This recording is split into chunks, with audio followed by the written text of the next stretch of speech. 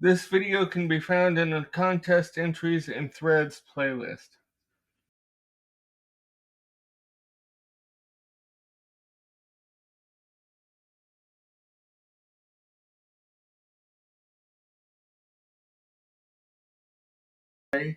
I was watching one of my favorite channels, and he did a video about 20 albums that albums that gave him goosebumps, or songs that gave him goosebumps every time he listened to them.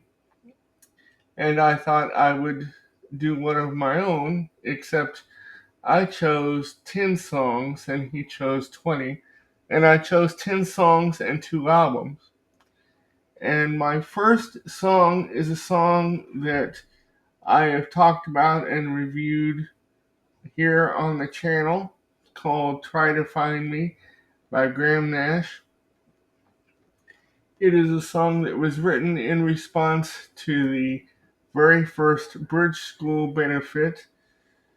Uh, to kind of abbreviate a story, Graham saw a little girl that started to cry at the concert, and a little boy took the time to reach over from his wheelchair, mind you, and hold this little girl's hand, which made her quit crying, and that was kind of what inspired Graham to write the song. And ever since then, it has kind of always given me chills and made me a little emotional every time I sing it or hear it.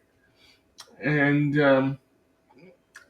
and as I said in the review of the song, I was super excited when Graham finally released it on his Reflections box set a couple years ago. The second song that I chose is an old song that I first heard Anthony Crawford and Nicolette Larson do on a YouTube video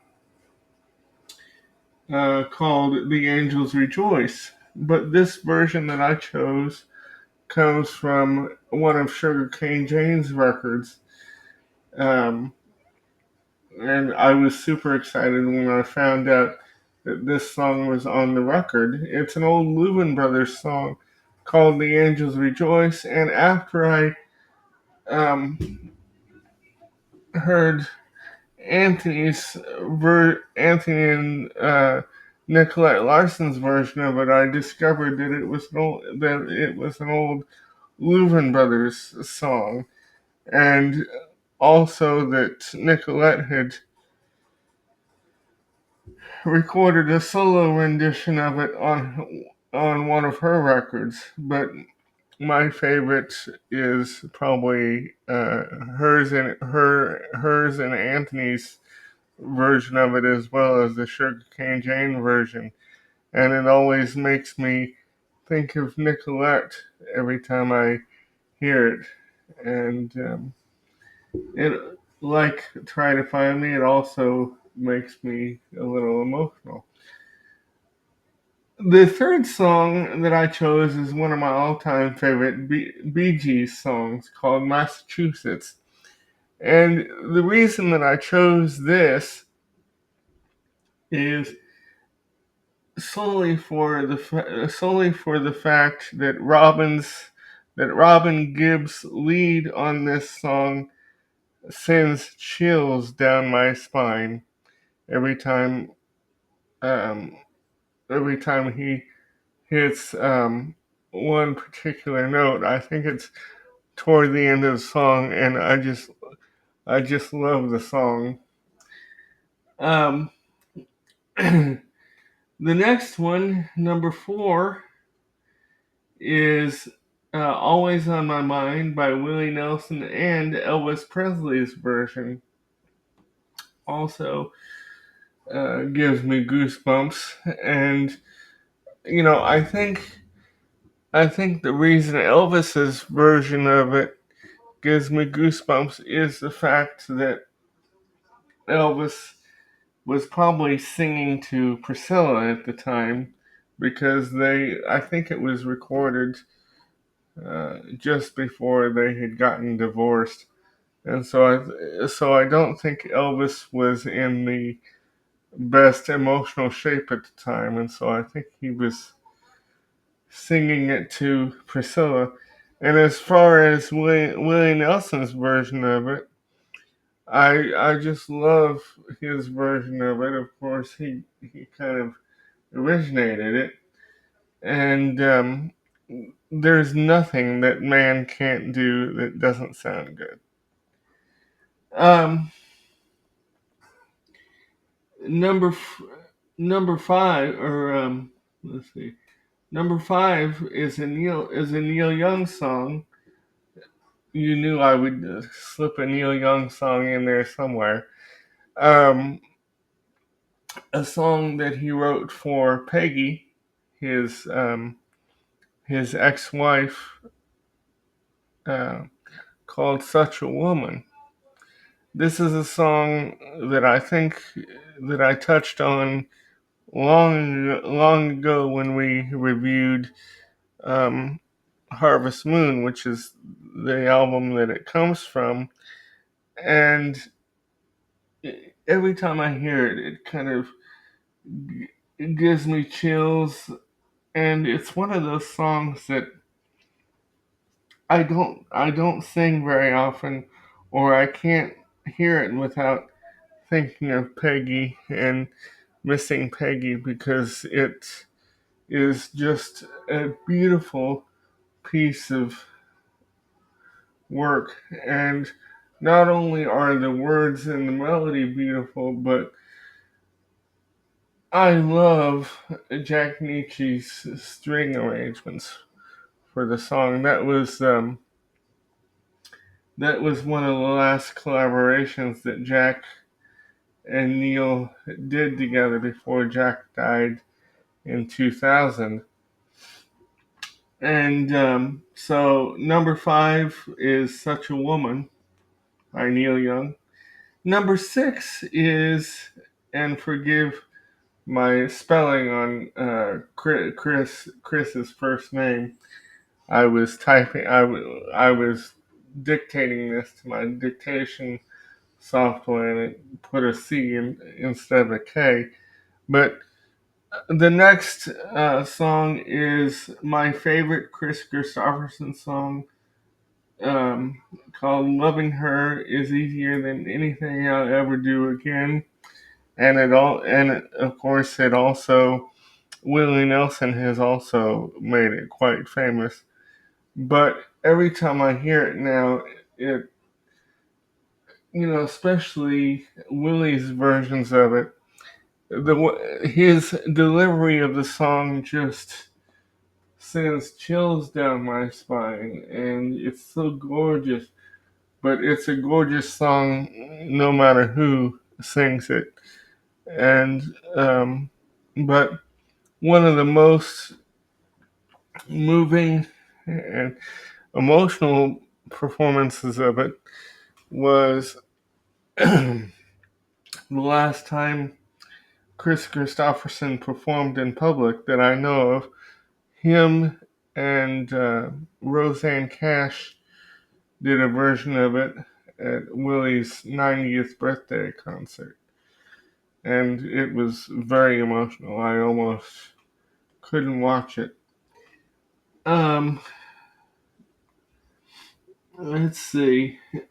Number seven is Johnny Cash's version of the Nine Inch Nails song "Hurt," which comes from Johnny's last album that he recorded, "When the Man Comes Around." Just the video alone, um, you know, makes it hard to watch and listen to. But Johnny's delivery of the song is just masterful. And um, let's see, number eight is any version of "Will You Love Me Tomorrow" that James Taylor and Carole King sang together. And I actually prefer Carol and James's version to the version done by the Shirelles, which is good too, but I just prefer James and Carol's versions.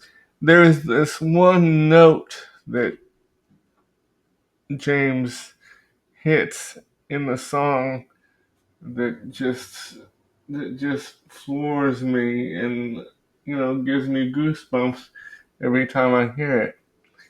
And number 9 is Dolly Parton's version of "I Will Always Love You." That is just another one of those songs that um, gives me goosebumps every time I listen to it. And actually, I prefer Dolly's version to Whitney's. In my view, um, well, I'll skip that. Um, but actually, I prefer Dolly's version to Whitney's. I think it works better as a country song and not as a pop song. The last one of the songs that I chose is a song by Crosby and Nash um, called "Carry Me" that David wrote in part about his mother Alif, who who was sick at the time or who had passed away. And there's one particular line that always sends chills, down my spine and makes me emotional. Because, as you know, David is gone, and every time I hear that line, I think of him. And it's, if you untie these weights, I know I can surely fly. Because, like I said, his mom was sick in the hospital, and that's what he wrote that line about.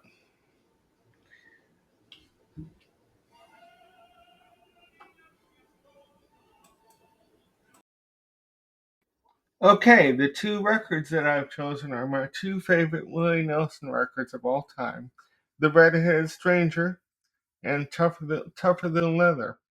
And the reason I chose these records is solely for Willie Nelson's vocal delivery. Every time I listen to these records, they send chills down my spine, especially Tougher Than Leather. His vocals on Tougher Than Leather are just spine chilling.